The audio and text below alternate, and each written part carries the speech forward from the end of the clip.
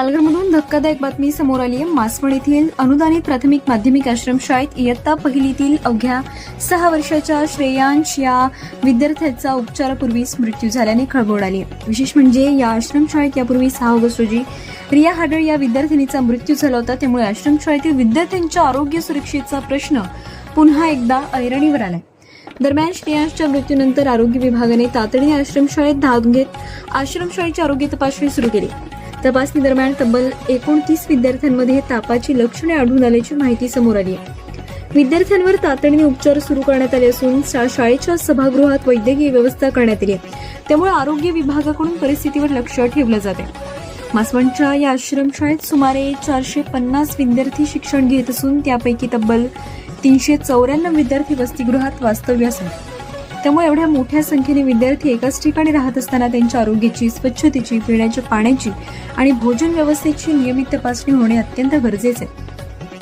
नंदुरबारमध्ये सर्पदंशांमुळे 3 विद्यार्थ्यांच्या मृत्यूची घटना ताजी असतानाच पालघरमध्ये आश्रमशाळेतील विद्यार्थ्यांच्या मृत्यूची घटना समोर आल्याने आदिवासी विद्यार्थ्यांच्या आरोग्य व्यवस्थेकडे प्रशासनाने गांभीर्याने पाहण्याची गरज निर्माण झाली. श्रेयांशचा मृत्यू नेमका कोणत्या कारणामुळे झाला याबाबत वैद्यकीय तपासणीनंतरच अधिकृत माहिती स्पष्ट होणार आहे.